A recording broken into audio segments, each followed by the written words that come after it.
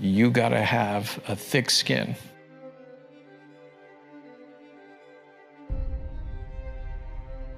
The important thing is to decide, is to be able to define which ones you can come to an intelligent decision on and which ones are beyond your capacity to evaluate. You don't have to be right about thousands and thousands and thousands of companies.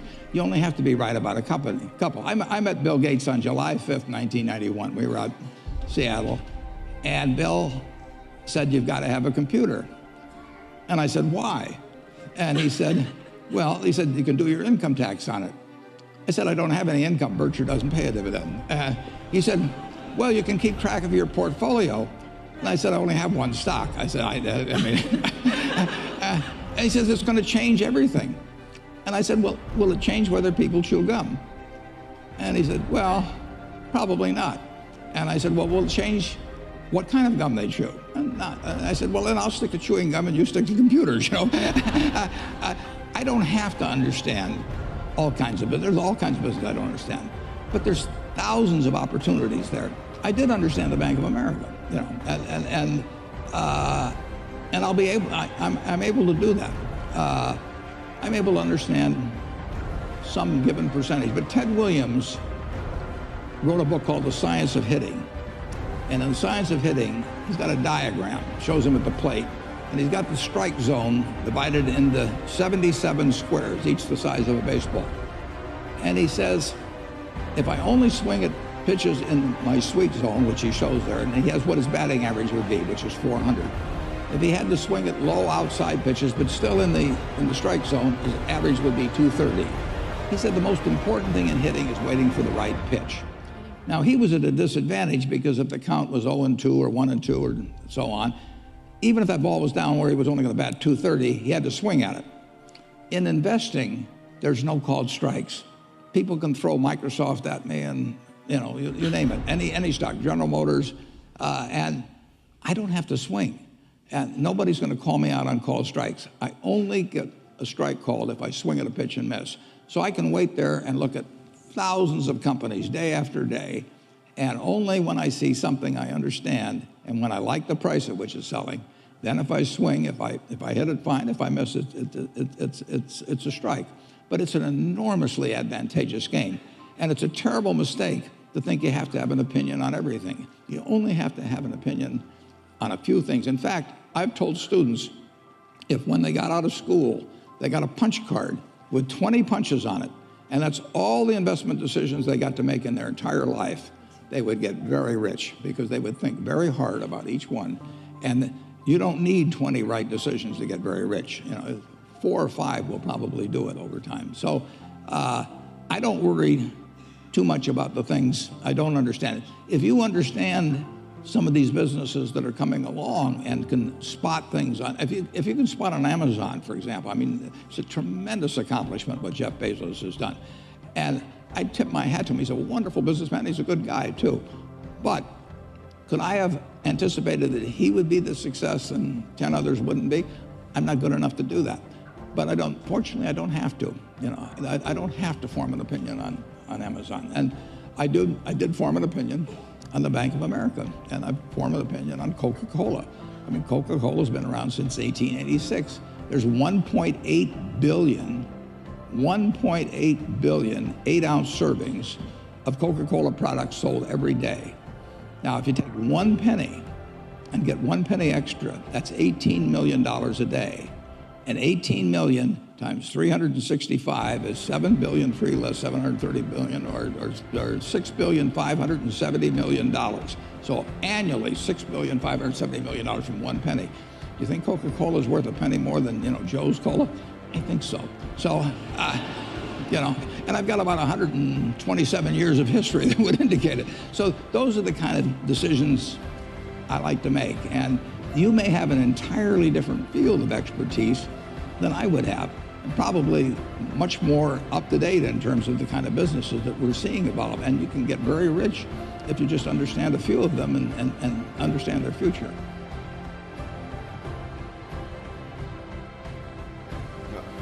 Well, I learned from my mistakes. In other words, my instinct is, you go there and you place a bet. I've had winners and I've had losers. And what I did, every time I made a mistake, they became painful mistakes, but with time, I realized that reflecting on those mistakes would give me gems. What I would do is I'd say, why did I make that mistake? And I would learn from that mistake. And I'd write down a rule. So what was helpful for me is I put that rule, I wrote these principles down. Those principles that I wrote down, I then put into algorithms, in other words, equations. And what I learned by being able to do that is if I took my decision criteria, those principles, and then I tested them back through time, I gained a perspective that was fantastic. Well, put on my, manage the portfolio trader hat, and not so much a trader, but manage the portfolio. It's great, Anytime there's volatility and any time there's change, there's opportunity. Now, I say it's great because I've taken a whole different approach to investing than most people. I think buy and hold's a crock of shit. I think, the idea that you always have to invest your cash is not far behind. And so I've always been of the attitude that unless you really have a commitment to something, just keep your money in cash, knowing that at some point in time, there's going to be a week or two like we've had. But how much time, you've got a lot going on in your life. How much time do you have to actively manage your portfolio through these 500-point market swings? Well, see, that's the whole thing. I don't have to spend much time until it hits the fan.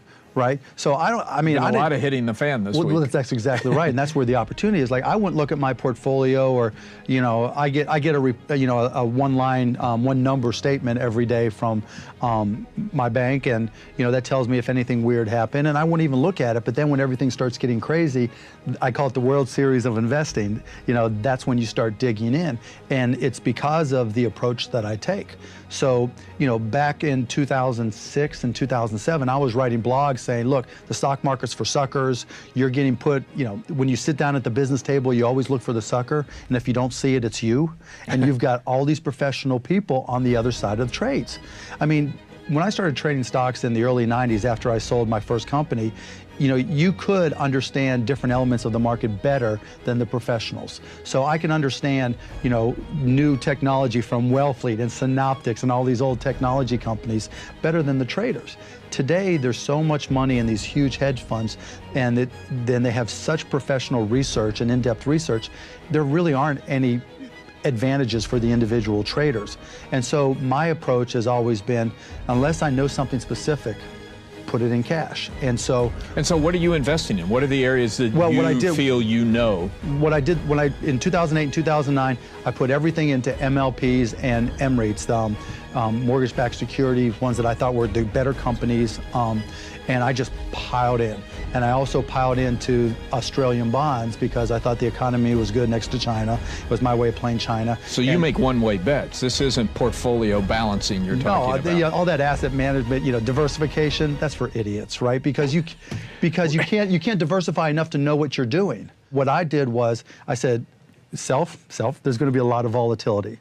So I bought, took a little bit of money and bought out of the money calls on the spider calls I bought on the Standards & Poor's, the SP 500, and then I did the same thing on the diamonds, which is the Dow Jones. So I bought those long when the stock prices cratered, and then when we had the big, not today, but the big run up before, I bought a bunch of puts, knowing that even though I was paying for a lot of volatility, that I thought there would be a lot of swings in the market. And so you're just betting on volatility. I'm just betting on volatility. And how long is that going to last, in your view?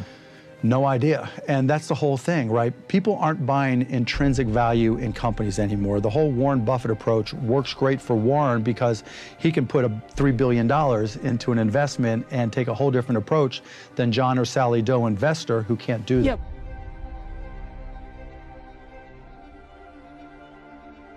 Diversification is the only free lunch in investing, and I see this happen so many times. Here's my basic lesson that I've learned that I never vary from, and this works. Trust me, it works. Never more than 5% of your portfolio in any one name, no matter how great the story is. If it's the next Nortel, if it's the next RIM, who cares? 5% max weighting. For me, usually it's 2.5% to 3%. I never let a stock get bigger than that in my portfolio. I sell into the strength all the time. Secondly, never, ever, ever more than 20% in any one sector. So if you love gold, you just can't get past 20% of your net worth in gold, or energy, or any other sector, or financial services. So good sectoral diversification is crucial. And finally, for me, I'm over 60% weighted in debt now versus equity. Not government debt, not treasury bonds, but corporate debt. Remember that a BB or BBB bond is serviced before they pay the dividend on a common stock. So I like to own right up the balance sheet. So I own a lot of prefs, converts, senior debt, floating rate notes. I love that stuff because when they get upgraded, I get capital appreciation. Meanwhile, I get a check. The key to life is the check coming in. It's the cash. If you always, always, always look at the free cash flow, this will keep you safe, because the only friend you're going to have when you're old and crusty is not your dog, not your kids, it's the cash in the bank that's still going to love you.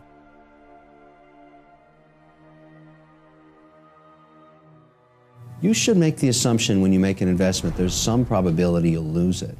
It'll go to zero. And that's why you need to have, you know, a reserve, like a backup plan, some cash set aside that if everything blows up, you're okay. I find it extraordinary when people make their first, you know, liquidity event and they have some capital, that they blow it all again. That is the biggest mistake. You've got to take a nut, even if it stays in cash or it's a very, very liquid, safe securities, and say, that I don't touch. It goes back to what my mother taught me. Spend the interest, never the principal. I mean, look, you know, I make a lot of crazy investments. I don't touch the principal.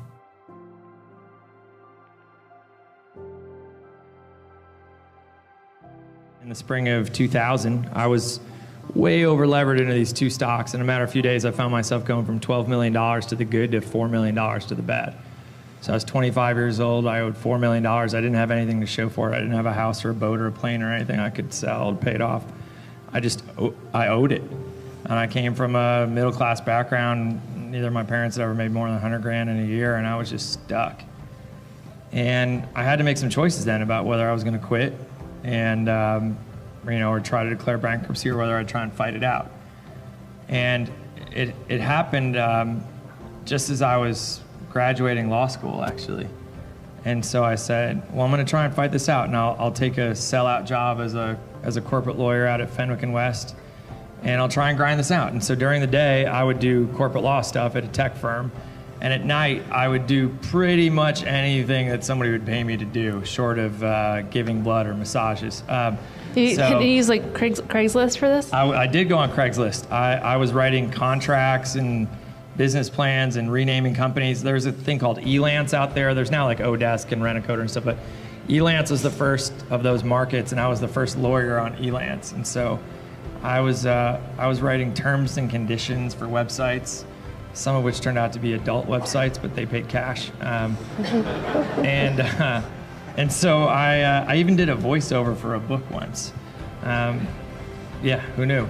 But I actually screamed for a few hours to make my voice super raspy. That was what they were looking for in the character. So, but I just did anything I could to try and pay off this debt. And it took me from then till basically the Google IPO, to selling another company in the Google IPO before I got back to zero of net worth. And I'll tell you, no matter how early you are in your career, the richest you will ever feel is when you owe $0 to anybody. That's the very first time in your life when you've got choices. You could go join the Peace Corps, you could go travel the world, you could do anything. I actually celebrated by throwing a BYOB party at my house. Like, I'm not going in the red to treat all you guys. So. But that was a real pivotal moment in my life. I'll tell you, I never really considered any other option. I never considered moving back with my parents to Buffalo, New York. I never considered declaring bankruptcy. I just kind of always knew I would fight my way out of it. And I think that's something that, for those of you who are founders, I'd encourage, not everybody's a founder. It's easy to kind of sign the paperwork, but some of you just aren't founders. And there's a time when you have to admit that to yourself, that it's cool to have a startup, but you may not be a founder. You may not be the kind of unstable, mentally askew person with the slightly manic depressive side who who knows in the face of insurmountable odds that you're going to win. And I don't mean as convinced that you can sell people and convince people of that. I mean, you know in your bones that you're going to make it out. And I think that's something that was a little different about me. It was like in that hole, as advisors were saying, look, just go BK, and 7 years from now you can walk away from it. I just knew I would fight my way out of it. And I didn't have to convince myself or anybody else.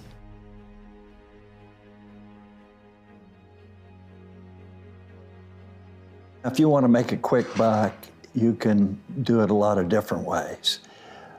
You can cheat somebody, you can misrepresent something, you can go manipulate the political system to get an advantage.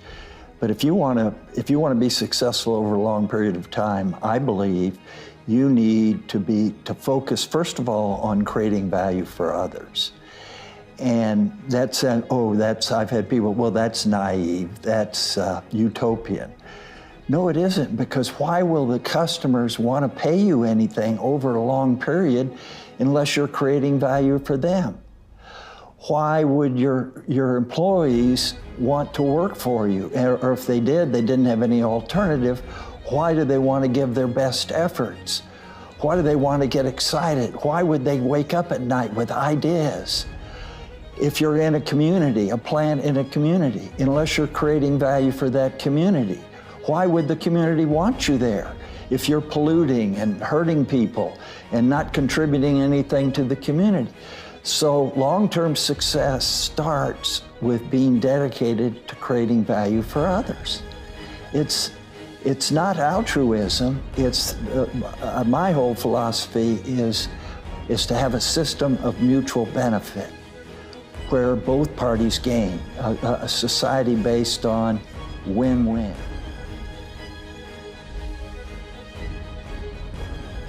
For all of you people out there who want to be entrepreneurs,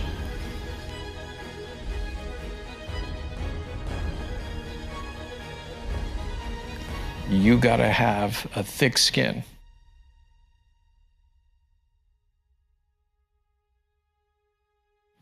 You almost need some friendly psychologist training, traipsing around with you to buck you up from all the setbacks that you have.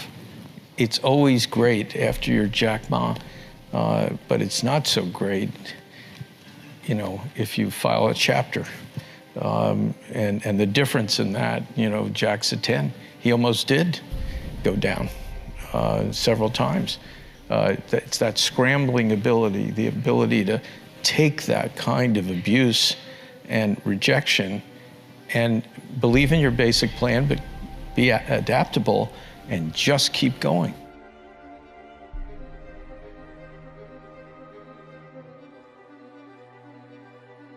That the business schools, and I think they're beginning to change, but particularly in the 80s, the business schools focused on, if you could just turn the page, there's the formula that tells you how to do it. And the answer is there are no formulas. And success and failure are a combination of judgments and external events. But it starts and ends with a simple idea. And your gut, but your gut has played a very key role, though, in your business, in your success. I think that I have been willing to have an opinion and then execute accordingly.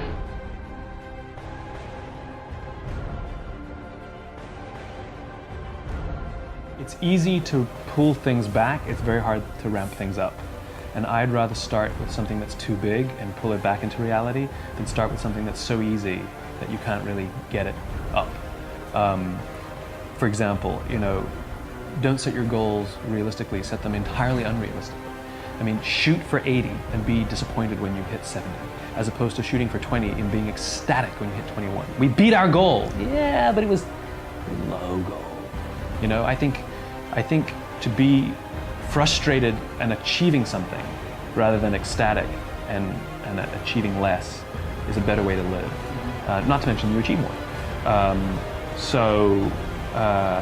I'm a great believer in that the greater good, like those things are like so big, they're ridiculous. I mean, my goal is a 100-year goal is called world peace. You know, so daunting, you know, but that's the idea. If I fail, and I certainly won't achieve it in my lifetime, I like to think that what I'll contribute towards that ridiculous, idealistic, nonsense goal will be more than if I say, if I can just be happy by myself in my little house, you know? Right. I mean, that's nice and all, but that's good. I like the idea of contributing to your neighbor as well.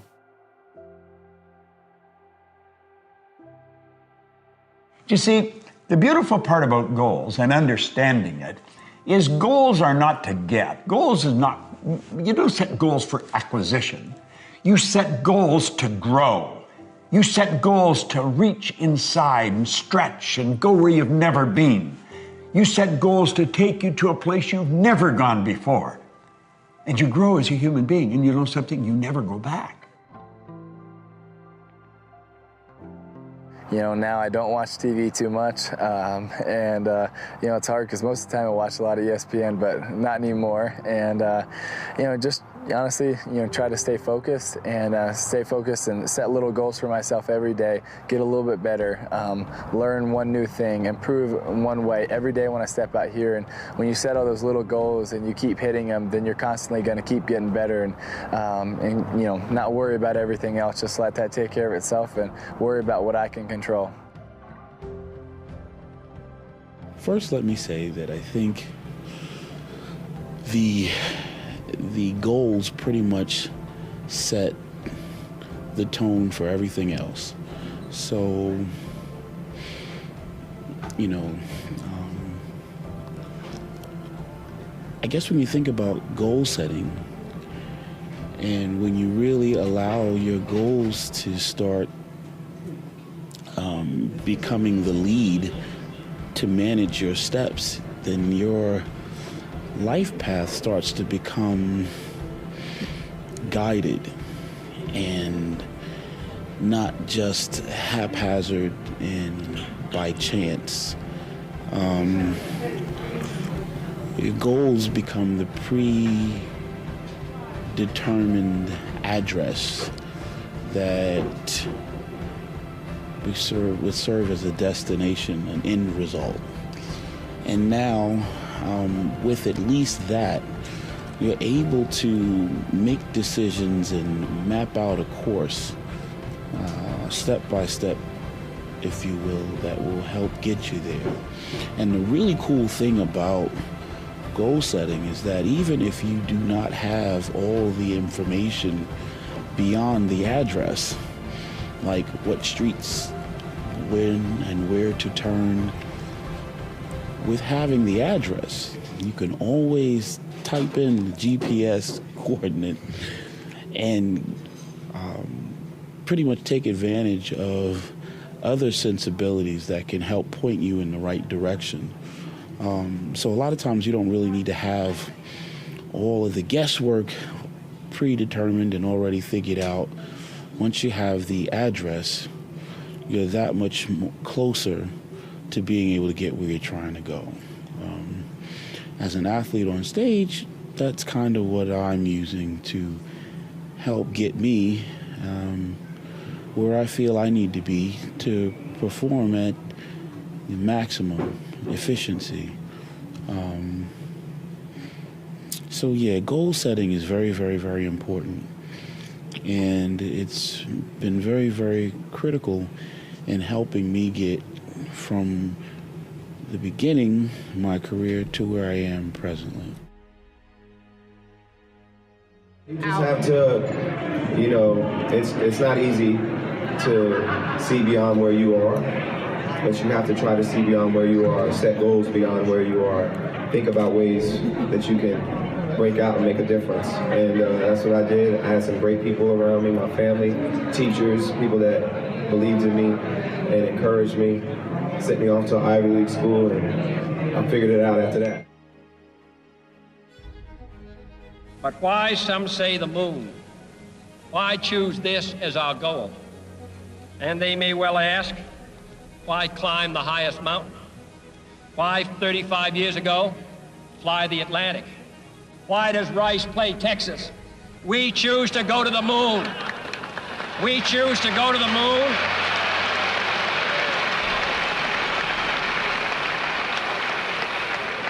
We choose to go to the moon in this decade and do the other things, not because they are easy, but because they are hard. Because that goal will serve to organize and measure the best of our energies and skills. Because that challenge is one that we're willing to accept, one we are unwilling to postpone, and one we intend to win, and the others too. When I have a difficult day, here's one of the first things I do. I will get on my mountain bike and I will ride like a bat out of wherever through the forest, and that releases dopamine in my brain, which is the neurotransmitter of inspiration. And that releases serotonin, moving right on the bicycle. It releases serotonin, which is the pleasure neurotransmitter. And it cuts down on my cortisol, which is the fear hormone. So just simply going for a mountain bike ride or going for a swim or getting into yoga class or something as simple as going for a walk or maybe even doing jumping jacks when no one's looking will create a pharmacy of mastery within your brain, which will affect your psychology, your neurobiology, and your interior life, which makes you just feel a lot better. You know that. After a workout, you always feel different than you did before you went into the workout. And related to a pharmacy of mastery is something that I have counted on for years. When I've had good seasons, when I've had challenging seasons of my life. Massage. I call it the 2 massage protocol. 2 massages every single week. It moves your lymph, it moves your blood, which oxygenates your system, it reduces toxicity, you feel a whole lot better. I think, first of all, I want to make one thing clear. The quality of your life is the quality of where you live emotionally. Like, we all have a home. Angry people find a way to get angry, even if their life doesn't have anything to be angry about. We can always find it. Sad people find a way to be sad. Caring people find a way to care for other people. So one thing you got to identify is, where are you living? What's your home? What's your habit? And then the way to change it is that when I was homeless, literally on my own, just getting started, I didn't have the internet, but I decided I had to go to a library and I had to feed my mind. And I always tell people the first stage is, weeds grow automatically. One of my teachers taught me, he said, every day stand guard at the door of your mind and feed it something good. Because if your worst enemy puts sugar in your coffee here, you're fine. If your best friend by accident trying to help you put some strychnine, you're dead. So if you feed your mind every day, 30 minutes a day of reading something, hearing something. Second, you got to strengthen your body. And the reason, Pierce, is fear is physical, right? So is stagnation, so is numbness, so is sadness, so is rage. And when you go in and change your body by an intense workout or a run or even an intense walk and the blood's flowing through you, science has shown it instantly changes your biochemistry. And now your mind and body are working together. Third thing all these people did in common, if you watch, they found a mission bigger than themselves. Yeah. Something that they want to aspire to that was worth more than their pain. And then the fourth thing is, you got to find a role model. You heard it with Nick. Almost everybody finds a role model that makes it real. I was with Warren Buffett and with Sarah Blakely, the youngest billionaire. We did this roundtable about the future. And when you listen to this woman, and when women meet her, they don't just love Spanx or product that made her a billionaire. They love this woman because she's a role model of what's possible. Yeah. When you get a role model, it becomes real to you if you get a plan, you get a goal plan, and you take massive action. And the last step, number 5, there's always somebody worse off than you are. I don't care what you've done. So if you can go help somebody worse off, it puts your life in perspective, and it also reminds you life's not about me, it's about we. I always tell people, the secret to a great life, the secret to living is giving. And when you realize there's something in you still to give, even if you lost your legs, even if you've been through a horrific financial situation, your life can improve, but more importantly, you'll have a meaningful life because your life will contribute to other people. There's a ton of bad days being an entrepreneur. Not to mention 98% of entrepreneurial ventures are going to fail. So there's going to be a really bad day in your future. Hopefully not for you, or any of you.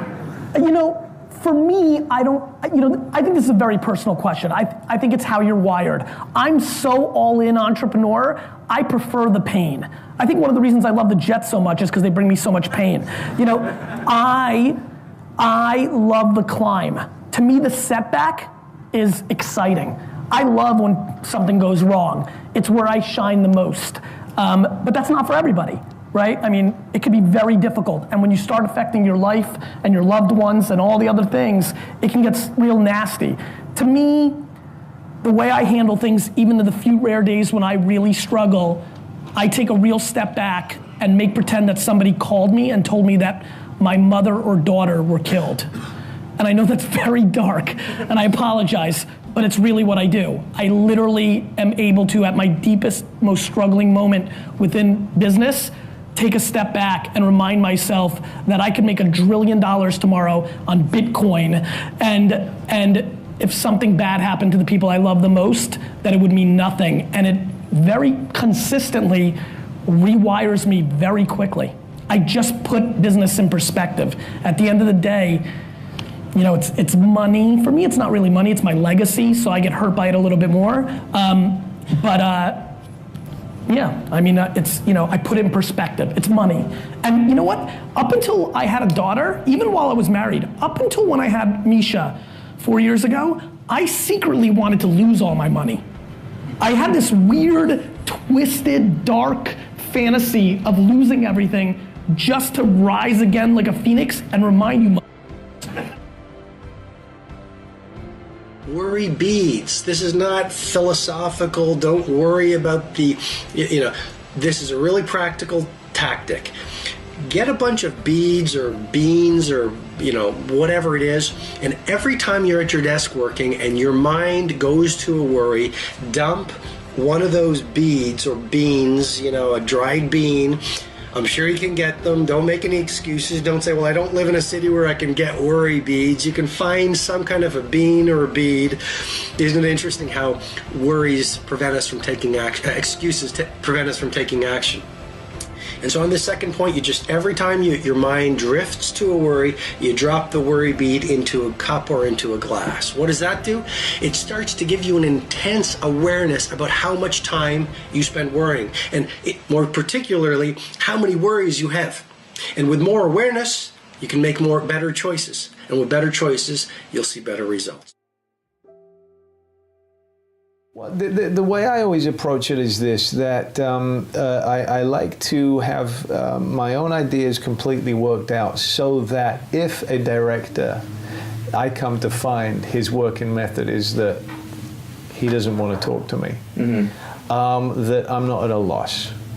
There's nothing worse. I've seen other actors who stand and somebody shouts action and they're just going, I don't know what to do. They need somebody to come and tell them what to do. I never look at a director as somebody who tells me what to do. I look at it as someone who we work together in something, and therefore I need to be responsible too. So I have to bring something to the table and say, I will do it this way. If you never say it, if you keep silent, this is how I'll do it. And I'll give a few different versions, but it wouldn't matter if they said nothing.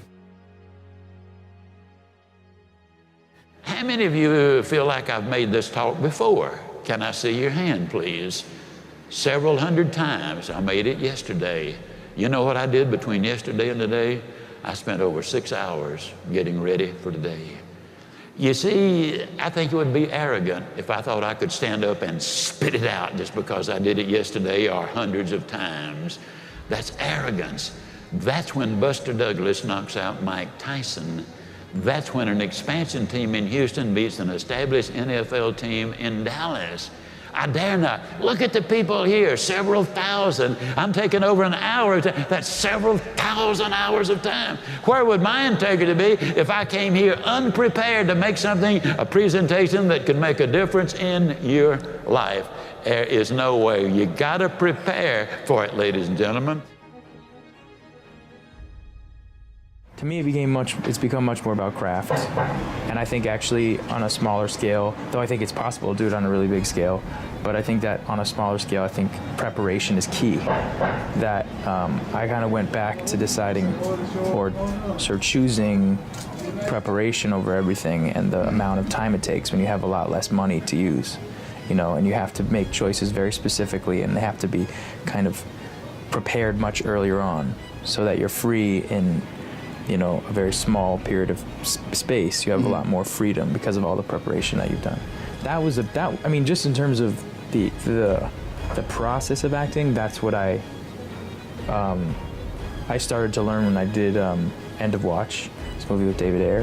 You know, I spent 5 months with police officers, and that was sort of the beginning of realizing how much I loved preparation and how much I loved the process before the performance. And I had always loved that when I was on stage, because there's always that very formal rehearsal process that allows you to explore and use your mind and go to places that are wrong as well as places that are right. And I love being wrong and right, you know, and I love people saying, that idea doesn't really work for this, you know, and I'm having an exchange with the director. I love that. I love that kind of, I'm bringing an idea and it gets vetoed or it gets accepted. Whatever it is, it's just the ability to bring ideas. And I see that it's much more possible to do that within the prep time than it is in the moment of shooting. Well, you know, management is I think is kind of a relentless process. So I guess first, like someone said to me, what changed in the crisis versus before? Nothing. It's like if you're not prepared for tough times, you can't like get prepared when times get tough. Like you need the army before the war starts. And so that means a disciplined group, they know what they're doing. The only real difference is that our risk committee used to meet once a week for a couple hours. And in the crisis, it met at 7 a.m., 12, lunchtime, 5 o'clock, 10 o'clock, 5 a.m. if it had to, 24/7 for 6 straight months. And we didn't say, it wasn't very formal. We said, hey, if you got a problem, go to the meeting and bring the people you got to have. And everyone shares the reports and shares the information, tries to react very quickly. You need luck, because I have seen lots of smart people, lots of people who have worked hard. They haven't been blessed. And you need luck. But at the same time, let's remember Louis Pasteur's words that God favors the prepared mind. So you have to be prepared to take advantage of that luck. Luck you need, but be prepared to seize that luck. If you're gonna get into something, you gotta be prepared and you gotta do something big. You know, and you gotta, I feel like this Power record with me and Lil Wayne is definitely a statement record, but it's just real, it's timing. You know, I mean, I tell you all the time, I ain't on my time, we on God's time. Absolutely. So, how LeBron James or one of them feel when they're in the gym, you gotta go practice, work on your jump shot, right. Work on your game. I feel like artists now need to spend that time in the studio than just partying all day. What advice do you have for the future of making great records? Know what you're doing. Study everything. Study music. Because I'm hearing some funny stuff now that it drives me crazy. I'll talk to some of the producers today. We were doing an amazing project in Rabat, Morocco last year. We had all of the #1 singers in the Arab Spring, Libya, Egypt, Jordan, Aleppo, Damascus, everywhere. And we were recording over there, and I'm calling no names over there. And I said, do you read music? He said, yeah, I used to, but I forgot. Give me a break, man. You don't forget how to read music. But man, you have to understand and put the work in to learn the science, man. You do. You can't play a trumpet if you don't know how to, you have to, it's a science, the armatures, the diaphragmatic breathing. There's a lot of secrets with everything you attempt to do, retrograde, inversion, and counterpoint. It's been, as I say, there's only 12 notes, man, so you can figure out what you have to do to get your own sound. You have to do that through rhythm, melody, and harmony. And you have to do a lot of research to figure that out. You have to know what's going on. You have to understand, I don't know, Ravel and Albenberg and Basie and Duke and Bo Diddley and Melly Mel and Ludacris and Drake and all of them. Come on, man. It's doing your homework, man. That's all I can say. Prepare yourself, because my thing was, my biggest fear, and I don't play with that word at all, was to get a great opportunity that I'm not prepared for. So when Frank Sinatra called me, man, I was ready for him, I'm telling you. And he tests me. He really, Ray Charles too, because those guys are rough, man. Billy Eckstine, Ray Charles, Frank Sinatra, they will kick your booty, And he'd say to me, in the first, we'd do an arrangement at Capitol Studios, he'd say, Q, that first 8 was a little dense. I said, no problem, man. And I put all the trumpets and the harmony mutes, pull the stems out, transfer the saxophones to the alto flutes and stuff like that. Let's go. He was testing me. He only did it 3 times. And after that, he said he knows what he's doing. and because I was ready for it. And that's the biggest compliment, man, and accomplishment you can have in your life, is to say, I got my stuff together. I got my stuff together. And this goes back to my Boy Scout days, is be prepared. I know what you're thinking. You're already prepared. You've mapped out the rest of your life, the rest of your education, postgraduate work, residences, fellowships, clerkships, and you're going to have a long, meaningful career. You have all of your plans already laid down. That's not the preparation I am talking about, because let me tell you, the likelihood of you winding up 10 years from now doing what you think you're going to be doing 10 years from now is probably less than 1 in 10. The truth of the matter is, you don't know what opportunities are going to be presented to you. You don't know where you're going to succeed and where you're going to fail. The careers that you wind up in are invariably going to be very different. So what I would do is I would focus on how I interact with people, how I approach problems. I would get involved in government. If you want to go into public service, I would recommend you first become a billionaire, but that's another issue. You're going to spend your entire life doing something different than what you think. And the good news is that Dartmouth is preparing you for that, because while you think they're individual subjects, what they're really teaching you to do is to think and to reason and to build relationships, and that's what's going to carry you. Whether it's a world champion boxer, a basketball player, a track star, a horse, even animals, I find out that this Mark Spitz, for an example, he's a world champion. But what made him the world champion was that he seemed to, at the right time when the pressure's down, at the last few yards, he can get that lead, or he's got enough left to make it. I fought Ken Norton, my last fight. The fight was even up until the last round, but I had something that he didn't have, although I'm much older, and that was the last-minute kick. What's that last-minute kick? Is that something? Just the stamina, the strength, the it's more than training, the mental capacity, to realize what's involved and how important it is to make your body do something that's really too tired to do. Your mind makes you do it. Mark Spitz, this Olympic track star I was mentioning, he wasn't that much greater than all the people in the world, but sometimes he won by just that much. And the champion is just one who can come out at the last minute and close the show. As I say, the star closes the show. A 14, 15-round fight, and it's even, and usually this champion, you can depend on him to come through the last few seconds and find some energy from somewhere. Is it discipline? Or? Not only that, it's mental and physical. His body's in physical shape to do it, plus mentally too. He's got himself in condition where both fellas may be, sometimes the will can outdo the skill. And sometimes a fella's will is stronger than the man who's actually better physically, and the determination and weakens the other man just to see him so determined.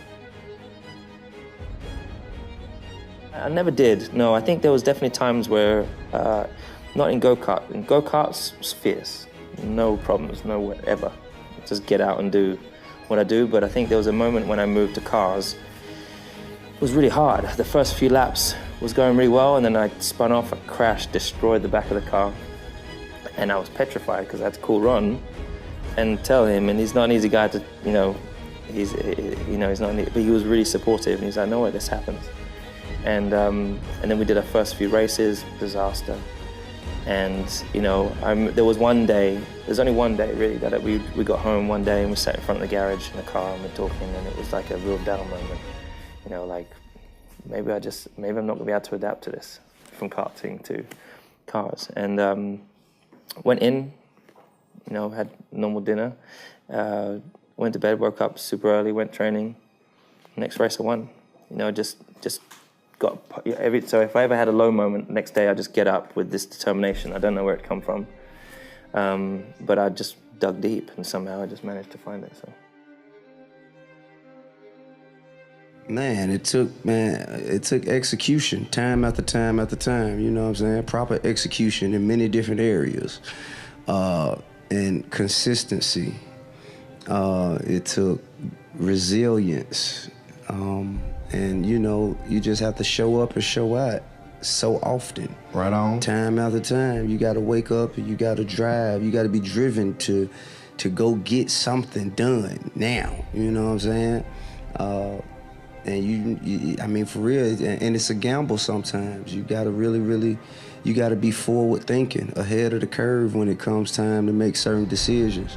And you gotta be willing to stand on your beliefs. Because a lot of times you're the only one who can see it. You dig? And other people, they don't see it really, but you gotta really believe in what you got inside of you that's telling you and driving you to a certain goal for something. I can dig. Yeah. Determination, for me, is far more important than desire. Desire comes from a place of thinking, I need it, therefore the presupposition is I'm not good enough because I don't already have it. Determination is simply a case of, well, here's where I'm focused, here's where I'm going. Yeah, I don't need it, I'm just choosing to get it. And get out of the damn way because I'm moving.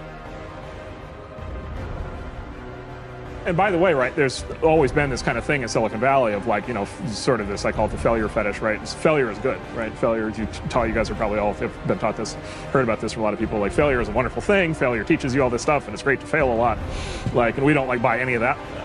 We think that's all complete nonsense. We think failure sucks.